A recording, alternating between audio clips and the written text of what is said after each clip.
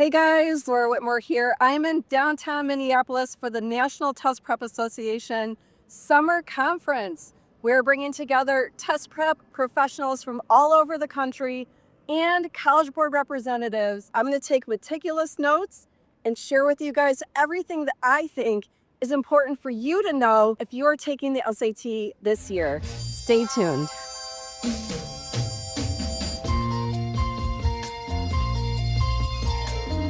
Who can turn the world on with a smile? Who can take a nothing day and suddenly make it all seem worthwhile? Well, it's you, girl, and you should know it. With each glance and every little movement you show it. Love is all around, no need to waste it. You can have the All right, guys, we had a College Board vice president and an executive of the ed tech sector come in to talk about the digital SAT in 2025. We got tons of information that's not released to the general public. So the stuff I'm going to share with you is super exclusive and it's just not common knowledge yet. So the first thing I want to share with you guys is that there will be new questions in the question bank this summer. I'm thinking in July is when they're going to drop them. They said last year that they were going to release thousands of new questions every year, so I'm anticipating this is going to be quite a bit. Now, I saved you guys single-handedly. I got to give myself some credit because Maureen Foreman, the VP, wasn't taking any more questions, and I was super assertive and had her basically take my question as one last question. And I asked if they would put in a filter for these new questions in the question bank. She said it was something they hadn't thought about doing, but she loved the suggestion and that they will implement it now. So if you see a filter in July that basically lets you filter to the brand new questions, you can thank this girl right here. Okay, another thing that Maureen Foreman mentioned is that they do anticipate releasing new full tests. She said they'd like to have a full set like they used to. So back during the paper test era, they had 10 full practice tests. And right now, they only have 7. So I'm anticipating that College Board is planning to release 3 more. I just don't know if it'll be by the end of this year or not, but she said they are currently working on it. All right, the next thing I want to talk to you guys about is the QAS report. So the infamous question and answer service that was something College Board offered back during the paper test. Essentially, you could pay an extra 17 or 18 bucks and College Board would send you all of the questions from your test and show you exactly which ones you got wrong so you could review it by yourself or with a tutor. We had many test prep coaches in the room basically pressing Maureen Foreman on if they will go back to the QAS report. And unfortunately, it doesn't look like that is likely. According to Foreman, the adaptive nature of this test is too complex now because there are unique tests and variations for every individual that takes it to be able to release a QAS. She also said something very interesting to me. She said, "We don't want students who get the QAS to have an unfair advantage." And the read on that is, personally, I think, because they are repeating questions on the real tests and repeating reading passages, they recognize if they release these questions, it will give an unfair advantage and they don't want them leaked out there. All right, the next thing that I want to share with you guys is expect better score reporting soon.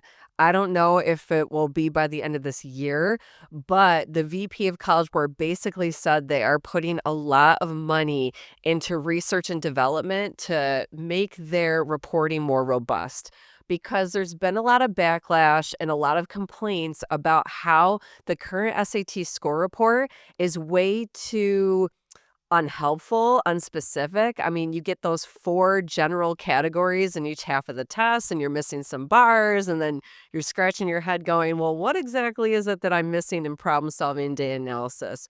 It could be so many different things. And as a test prep coach, it makes our job more difficult because we then have to implement additional diagnostics and additional exercises to find out where your weaknesses are so we can pinpoint and target those.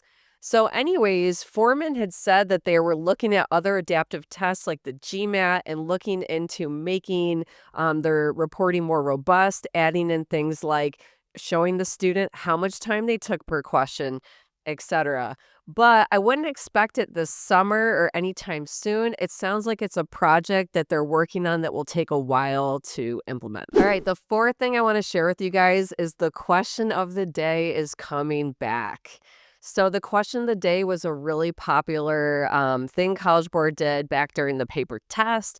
Essentially, you just register to be a part of the question of the day, and they'd send you an email, and then you could practice that question. They are bringing it back, guys. So you can go to this URL right here and start getting your questions of the day. It's just a great feature because it keeps your finger on the pulse of, the SAT. It reminds you that it's something you need to continuously work on, and it's nice to get a little bit of daily practice in. The one downside to the question of the day is Foreman did say they will not be brand new questions every time. They are planning on recycling questions that are already in the question bank. All right, the next thing I want to share with you guys is some interesting data that College Board has come out with. They have basically been running the digital SAT for over a year and a half now. So they've accrued a lot of data on students and how they can be successful. And a big thing that College Board noticed was the more practice tests a student takes, the more they improve their score, which I guess this sounds kind of common sense, obvious, right? But there's so many students out there that think that they can just go into a test cold and they'll be fine and they'll know what to do. So, based on all of the Blue Book practice tests, the College Board has found that if you take one practice test, you go up 26 points. If you take three practice tests before your actual test, you actually can go up on average 61 points. So it's definitely to your benefit to make sure you're taking practice tests before you go into the real thing. All right, another big part of the discussion was talking about the volatility of the test. So some test prep coaches brought up to Maureen Foreman that students' scores have been fluctuating from test to test, and it's been pressuring students to feel like they need to take multiple tests to ensure they hit their goal. Foreman thought that this was an interesting comment. She was actually surprised by it. And then she referred to this volatility as perceived volatility. She said their statistics and data do not show that scores fluctuate from test to test. And she stands by the fact that this test is reliable and valid. Test prep coaches in the room also pressed Foreman on the volatility between the Blue Book test and the real test, asserting that students feel the Blue Book tests are easier than the real tests. Foreman pushed back on everyone saying that's why they remixed, tests 8 through 10 to make it in line with the level of difficulty of the real test. She believes they've done that and they've achieved that, but she said they're closely monitoring the situation to ensure that these Blue Book tests continue to mirror the concepts and the difficulty level that is on the real test. Now, guys, as someone who is a test prep professional and has sat in on multiple digital SATs now and has had all of their tutors sit in on a digital SAT, I raised an eyebrow at this. I'll be honest. I don't agree with Foreman. I personally felt that there were some curveballs and unique things thrown into the real tests that aren't available on the Blue Book practice tests. So I think that that's how our team has an advantage working with our students because we have exposure to the actual real tests. We know what it's like. We know what's going on in there. We know what's trending. And so we've been able to help many students achieve that 1,500 plus. And unfortunately, guys, when you're prepping on your own, I personally think the resources are more limited, unfortunately. But Foreman does assert that all of the concepts on the Blue Books are what you need to know on the real thing. So, it's a controversial topic for sure. All right, so here's the bottom line, just to recap everything I learned. Expect more resources coming this summer. Practice makes perfect, so make sure you guys are taking at least a few practice tests ahead of your real test. And don't forget, we have courses, self-paced courses. We've got tutors on our team that you can work with if you really want to get that edge and advantage and feel even more prepared for the test. I'm going to link up here to our website so you can go check out all of the things we have to offer and book a consultation. Okay, guys, that's it for this video. I hope you found it helpful. If you made it all the way to the end of this video, go ahead and type in the comments below new questions. Then I know that you watched the whole thing. I appreciate you guys. And until next time, happy prepping.